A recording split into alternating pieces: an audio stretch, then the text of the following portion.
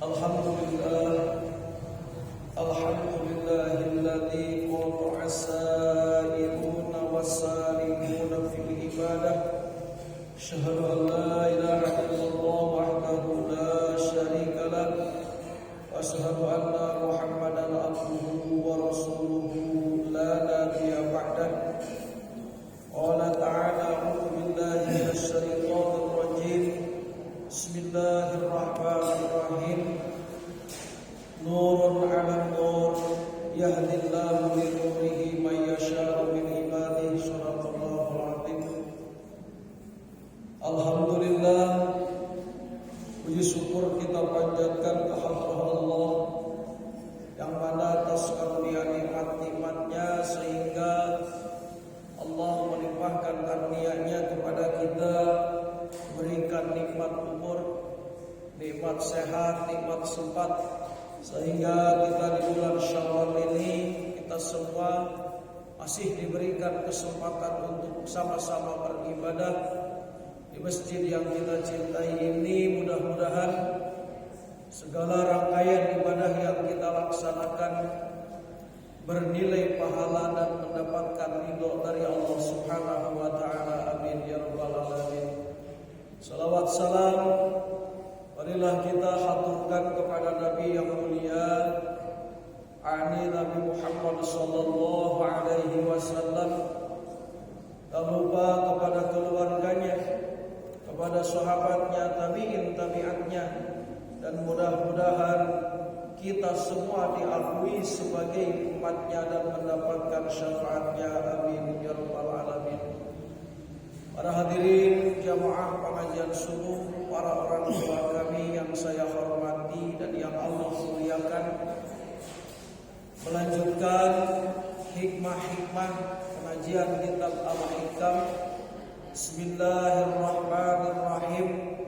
Qata as-sa'irina lahul wasilina ilaihim an ru'yati a'malihim wa syuhudi ahwalihim.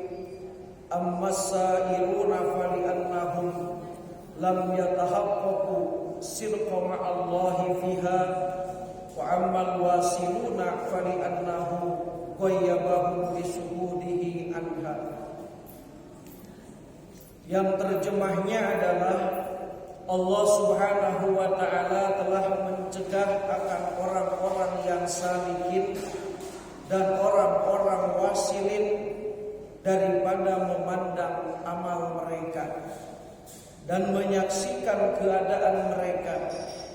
Adapun orang-orang yang salihin, orang-orang yang menjalani jalan thariqah mereka itu tidak memastikan akan kebenaran beserta Allah pada amal mereka. Sedangkan orang-orang yang sudah wasil atau sampai kepada Allah, maka bahwa Allah mengamalkan atau meninggalkan mereka dengan menyaksikan Allah daripada amal-amal mereka itu. Para hadirin yang dimuliakan Allah, dalam hikmah ini akan menjelaskan ahlullahi fariqaini, ahlullahi fariqani, yang artinya ahlullah asal bahasanya adalah keluarga Allah. Tetapi karena Allah lam yalid wa lam yulad, yang dimaksud ahlullah di sini adalah orang yang dekat dengan Allah dan orang yang sudah pasti disayang oleh Allah, maka disebutnya adalah keluarga Allah. Jadi yang dimaksud keluarga Allah di sini adalah bukan secara bahasa, tetapi orang yang sudah mendekat dengan Allah dan Allah mendekat kepada dia, dan orang yang disayangi oleh Allah Subhanahu wa taala. Jadi kita bisa melihat nanti diri kita, apakah kita ini sudah pantas menjadi orang yang dekat dengan Allah, atau kita ini masih termasuk mab'udina, orang yang masih diusir oleh Allah, atau kita ini masih jauh dengan Allah. Para hadirin yang dimuliakan Allah, ahlullahi fariqoni. Orang yang dekat dengan Allah itu ada dua golongan. Yang pertama adalah salikin, yang kedua adalah wasilin. Siapa orang salikin? Salik ini adalah orang yang menempuh perjalanan suluk. Jadi suluk perjalanannya, salik adalah orang yang menempuh perjalanannya. Sama kayak nanti ada makrifat. Orang yang sudah makrifat disebut al-arif billah. Hadirin yang dimuliakan Allah, orang yang salikin atau salik yang berjalan di atas perjalanan suluk, dia ini termasuk ahlullah.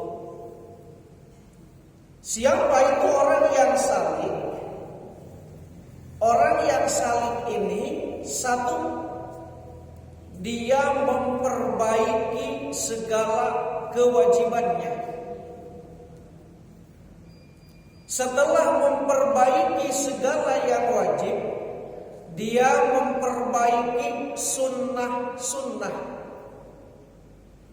Jadi kalau selama ini dia ini banyak meninggalkan sunnah, dia ini kalau orang yang sudah salik, maka dia ini akan memperketat sunnah itu. Jadi jangankan ketinggalan yang wajib, orang yang suluk ini, yang salik ini, ketinggalan sunnah saja dia akan sakit hati. Kemudian dia ini, orang salik ini, dia ini akan menempuh makom-makom, tingkatan-tingkatan. Yang pertama, ia akan tempuh makom taubat. Jadi orang yang suluk itu sudah pasti dia ini mengutamakan taubat.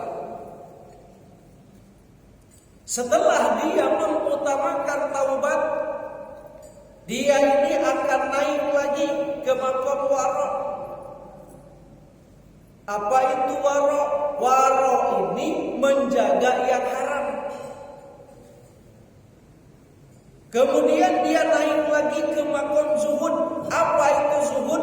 Zuhud ini yang halal saja ia tinggalkan kalau yang halal itu melalaikan dirinya kepada Allah. Jadi ada tingkatan waro. Kalau tingkatan waro ini, misalnya ada pekerjaan, di pekerjaan itu ada yang haram, maka ia tinggalkan. Orang ini disebut waro. Kalau juhud, naik lagi makomnya. Ada pekerjaan halal pekerjaannya, ada usaha halal usahanya, tapi usahanya itu melalaikan berzikir kepada Allah. Kalau orang yang zuhud, ia tinggalkan. Nah, jadi orang yang salik ini, orang yang berjalan di atas suluk tadi, maka dia makom tobat ia lewati, makom waro ia lewati, makom zuhud ia lewati, yang wajib-wajib ia perketat, yang sunnah-sunnah ia perketat lagi. Jangankan yang wajib, yang sunnah saja ia jaga. Kemudian setelah masuk ke makom tobat, makom waro, makom zuhud, dan dia mengerjakan semua itu ikhlasulillah, dia ini ikhlas karena Allah, maka orang ini disebut orang salik yang berjalan di atas jalan suluk. Hadirin yang dimuliakan Allah, orang kalau sudah duduk di makom salik ini atau salikin atau sairin, orang ini sudah dikatakan ahlullah. Orang ini dengan fadilah, dengan karunia Allah, orang ini sudah dinyatakan dekat dengan Allah. walaupun dia baru melangkah. Tapi misalnya ada orang yang sudah kepengen melangkah tapi dia tidak melangkah, sifat-sifat dalam diri yang buruk, yang tercela masih ada, yang wajib masih lalai, apalagi yang sunnah. Tapi dia ini sudah mau, misalnya mohon maaf, dia sudah mau duduk di makom saling, tapi sifat-sifat yang tercela masih ada, yang wajib belum diperketat, apalagi yang sunnah masih lalai. Kemudian makom tobat tidak dilewati, makom waro tidak diusahakan dihindari, juhud juga apalagi ikhlas, makom ikhlas tidak ia lewati. Nah, orang yang seperti ini masih kategori mabudin, masih kategori orang yang masih diusir oleh Allah, orang yang masih jauh dengan Allah.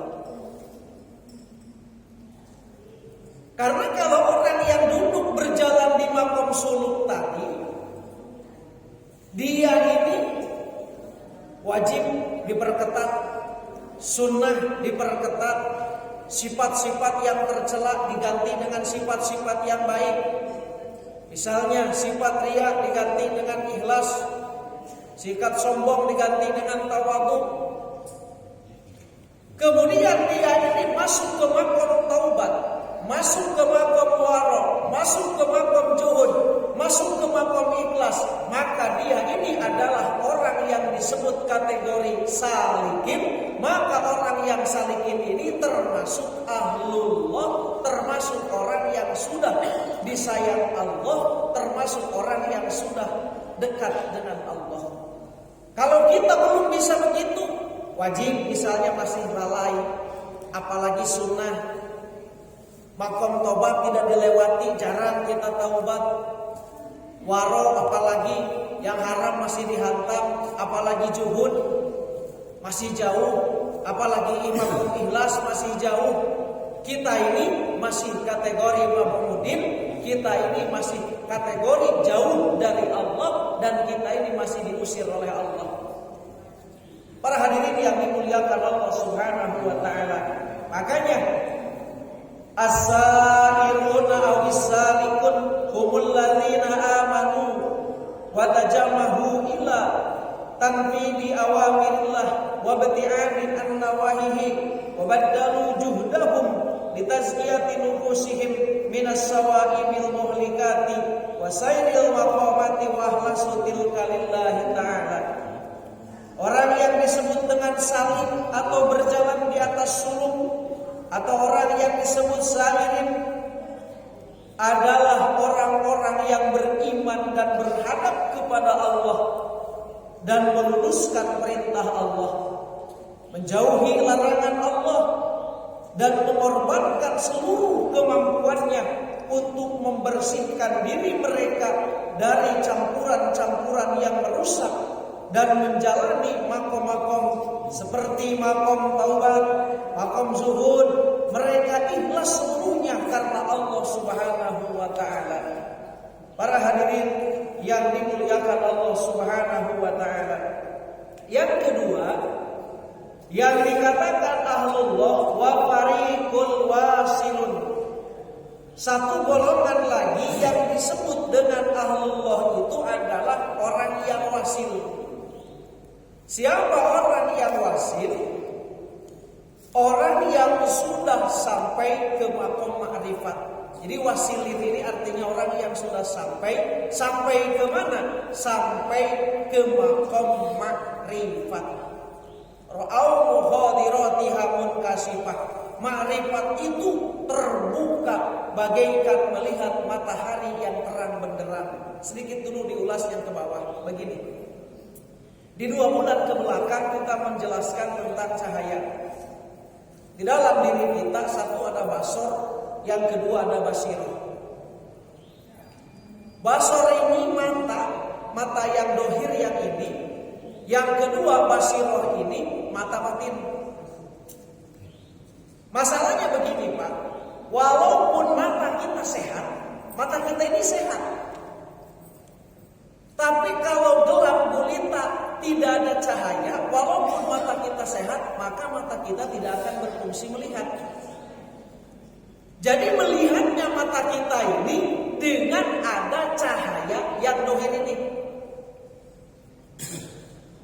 Begitu juga basiroh, walaupun basiroh kita sehat, walaupun batin kita sehat, tapi kalau di dalam hati tidak ada cahaya, baik cahaya dulu wasatiyah, cahaya bidayah, cahaya nihayah. Kalau tidak ada cahaya, maka batin kita ini tidak bisa melihat, walaupun basiroh kita sehat. Sama logikanya begini, walaupun mata kita sehat, Bapak Ibu, tapi kalau tidak ada cahaya lampu di masjid ini, kita tidak akan bisa melihat. Begitu juga mata batin kita, kalau tidak ada cahaya basiroh yang menerangi hati kita, maka kita ini sulit melihat. Nah, makanya cahaya basiroh itu harus didatangkan, diundang ke dalam hati kita, termasuk mohon maaf cahaya ma'rifat billah, cahaya al-arif billah. Cahaya ma'rifat kalau menerangi basiroh kita, maka seluruh apa yang terjadi kepada kita, maka yang kita lihat bukan kejadiannya, melainkan yang kita lihat adalah Allah yang memperbuat kejadian itu. Sumpah demi Allah nih, kalau dalam pandangan orang yang ma'rifat, kita bisa kumpul di sini bukan kehendak kita. Ini semua kehendak Allah. Orang yang hatinya, basirohnya diterangi cahaya makrifat, cahaya bidayah, cahaya wasatiyah, cahaya nihayah, maka orang ini akan melihat kita kumpulnya di sini bukan keinginan kita. Jangankan keinginan, kita hidup hari ini, sumpah demi Allah bukan keinginan kita. Nah, batin kita bisa melihat seperti itu, harus kita pelajari, Pak. Fungsinya belajar ilmu tasawuf itu supaya kita bisa melihat itu. Jangankan kita kumpul di masjid ini, sekali lagi, kita saat ini hidup pada waktu ini, sumpah demi Allah bukan keinginan kita, keinginan Allah Subhanahu wa ta'ala. Nah, kita merasakan bahwasannya ini adalah iradah Allah. Wujud kidam maqam khalafatul hawadisi qiyamuhu bi nafsihi wahdaniyat qudrat iradat. Nah, iradahnya Allah saat ini kita masih hidup. Jangan merasa ini keinginan kita. Kita bisa kumpul di Al-Huda ini, sekali lagi, ini bukan kehebatan kita. Mari kita belajar pandang. Ini adalah keinginan Allah, tajallinya iradatnya Allah kepada kita. Karena kalau Allah sudah tidak berkehendak, jangankan kita di masjid ini, hidup saja kita tidak akan. Kalau Allah sudah tidak berkehendak. Nah, hadirin yang dimuliakan Allah. Jadi kembali lagi, orang yang hatinya sudah diterangi cahaya makrifat tadi, orang yang sudah wasilin tadi, pandangannya dia ini bukan lagi kepada dirinya, pandangannya itu hanya kepada Allah Subhanahu wa ta'ala. Nah, hadirin yang dimuliakan Allah, as-sairuna awisalikuna ida amilu ta'atan la yaqtaduna hasolihatan li hadrati rabbihim li ru'yatihim nuksan wa aiban bi ta'atihim. Cuman ada perbedaan nih. Perbedaan antara orang yang sudah salim, yaitu orang yang berjalan di atas suluk, dengan orang yang sudah wasil, orang yang sudah sampai kepada maqam ma'rifat, ada dua perbedaan. Yang pertama, orang yang salim, yang berjalan di atas suluk, dia tidak melihat amal kebaikannya yang ia kerjakan, karena dia memandang kekurangan-kekurangan di dalam amal itu. Contoh nih, orang yang hatinya sudah salih ketika dia sholat, ketika dia zakat, ketika dia puasa, dia tidak memandang lagi dirinya yang sholat, dia tidak memandang lagi dirinya itu puasa, dia tidak memandang lagi dirinya itu zakat. Kenapa? Karena dia melihat di dalam sholatnya masih banyak kekurangan, dan kekurangan itulah yang dia lihat. Ini akhlak orang saleh. Kita harus belajar. Jangan kita ini mau jadi orang yang masih mabudin, masih diusir oleh Allah. Jangan kita ini mau jadi orang yang masih jauh dengan Allah. Belajar mendekatkan diri kepada Allah. Satu dengan pintu suluk atau salib, jadi orang salib dengan perjalanan suluk. Yang kedua, perjalanan makrifat atau yang sudah wasil. Nah, kalau orang salib ini caranya mereka begini, Pak. Dia tidak memandang lagi sholat yang ia kerjakan. Kenapa? Karena yang ia pandang adalah sholatnya itu kekurangannya. Dalam sholat tidak khusyuk. Yang ia lihat yang tidak khusyuknya itu. Sehingga dirinya tidak mengakui dia sholat.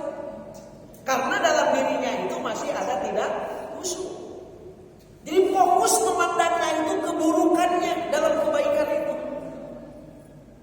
Ketika dia zakat, mungkin dia ini zakat itu masih ada ketempelan ria. Nah, yang rianya itulah yang dia lihat. Tidak pernah melihat dirinya zakatnya itu.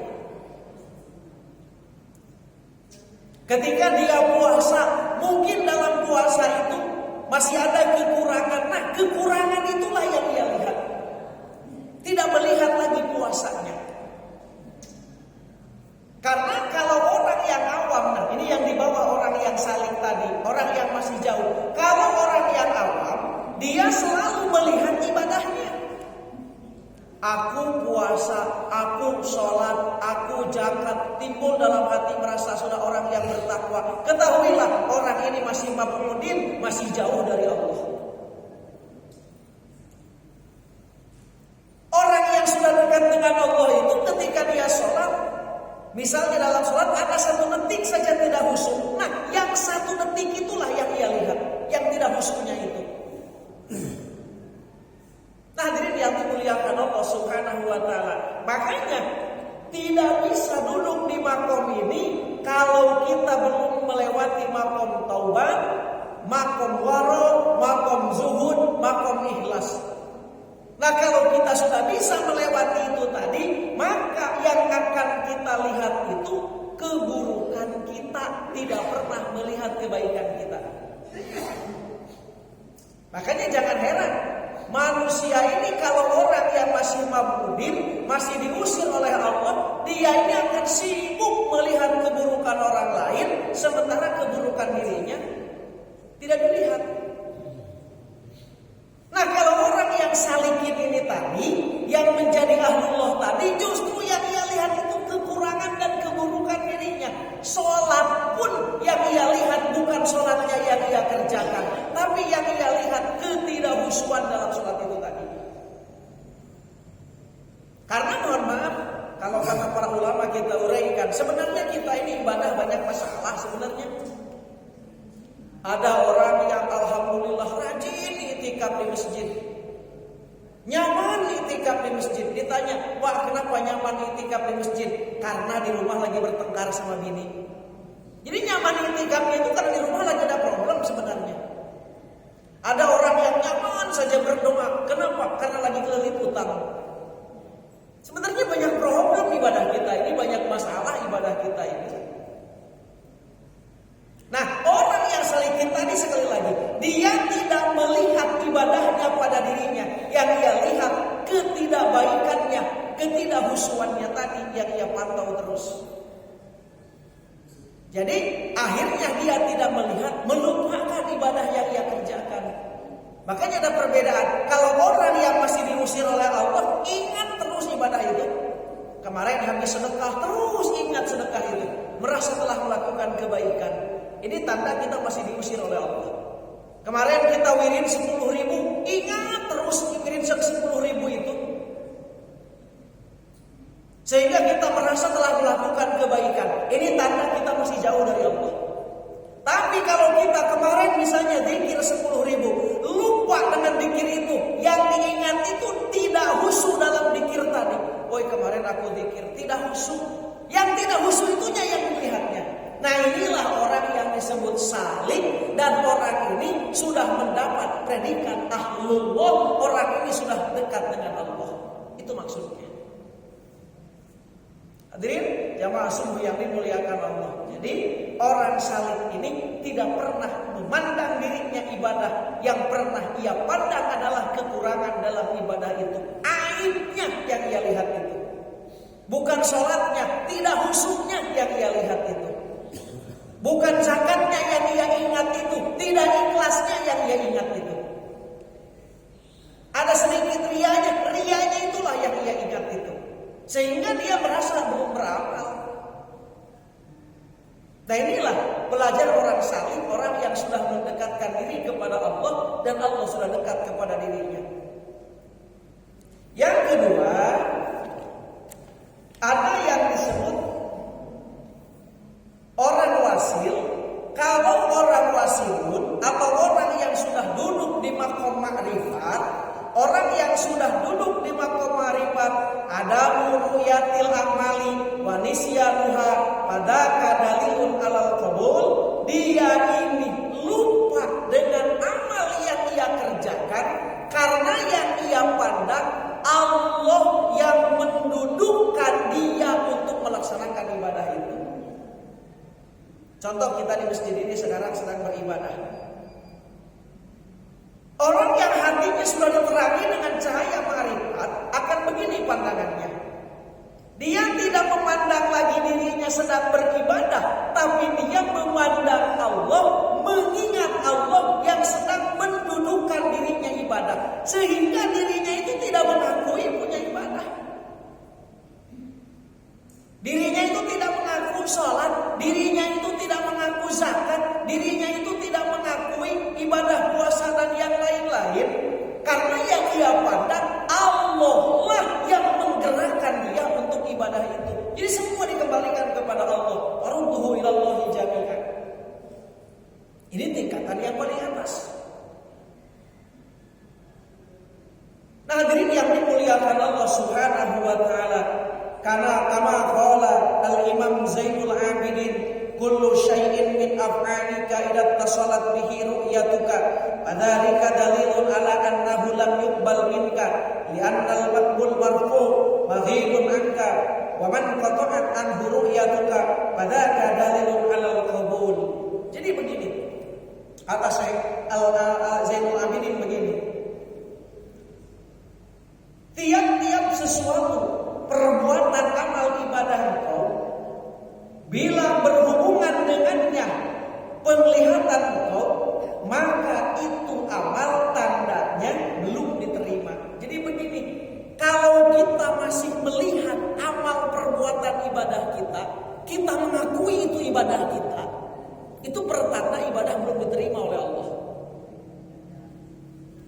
Kita masih melihat sholat yang kita kerjakan itu adalah ibadah kita. Ibadah yang 2 tahun ke belakang yang kita kerjakan itu, saat ini masih terlihat itu adalah pekerjaan kita. Sekali lagi, ini pertanda amal ibadah kita ini mampu. Masih ibadah kita ini terputus, belum sampai kepada Allah. Tapi kalau kita sudah hilang perasaan dari amal itu, sehingga kita ini merasa ibadah yang kita lakukan itu kita ini tidak mengerjakan. Yang kita lihat itu Allah lah yang memberikan hidayah. Dengan hidayah Allah lah kita bisa ibadah itu. Maka kita ini pertanda amal itu diterima oleh Allah Subhanahu wa ta'ala. Hadirin yang dimuliakan Allah, makanya al-ibadatu idza kaburat saburat wa idza saburat kaburat. Jadi ibadah ini ketika kita menganggap besar, maka itu kecil, Pak. Misalnya kita ini menganggap kemarin habis ibadah, misalnya ibadah zikir 10.000, kita menganggap itu ibadah besar bagi kita. Sumpah demi Allah, kalau ibadah yang kita kerjakan dianggap kita besar, maka itu amal itu kecil di sisi Allah. Tapi ada kalanya amal yang kita anggap sepele, amal yang kita remeh, itu bisa yang jadi besar. Makanya dulu pernah diberikan contoh oleh, saya juga memberikan contoh, diajarkan guru-guru saya begini. Kita sedekah misalnya 20 juta. Kemudian kita merasa besar, kita ini merasa telah melaksanakan ibadah yang besar, itu bisa kecil pahalanya. Tapi ada kalanya kita ini sedekah, ngasih makan tulang ayam, habis kita makan dikasih ke kucing, bisa jadi itu pahalanya yang lebih besar. Kenapa? Karena ini kita ibadah merasa kita tidak ibadah, merasa kita ini gak ada faedahnya ibadah itu. Kita lempar kasih makan kucing, bisa jadi ini yang lebih besar pahalanya. Maqalla amalun baruza min qalbin jahid wala kasur amalun baruza min qalbin raqib. Jadi amal yang timbul daripada hati yang penuh syahwat, yang merasa kita ini ibadah besar, itu pahalanya akan kecil. Tapi kalau ibadah amal yang timbul daripada hati yang zuhud, merasa kita tidak ibadah, padahal cuma ngasih makan tulang ayam ke kucing, itu bisa jadi pahalanya itu yang lebih besar di sisi Allah. Jadi ibadah ini jangan pernah kita pandang besar. Nah, hadirin yang dimuliakan Allah Subhanahu wa taala, sehingga qata as-sairina lahul wasilina ilaihi an ru'yati amalihim wa suhudi ahwalihim, terputus orang yang sudah wasil ini, sudah makrifat itu kepada Allah, karena dia tanda cinta kepada Allah. Orang-orang di dekatnya mereka dibimbing oleh Allah sehingga mereka tidak memandang amal ibadah yang telah mereka lakukan. Dihijab hatinya itu, tidak bisa melihat amal yang mereka pernah kerjakan, karena yang ia lihat Allah Subhanahu wa taala. Jadi kesimpulannya beginilah, sebenarnya singkat dari simpulnya pengajian pagi ini. Ahlullah ini dibagi dua.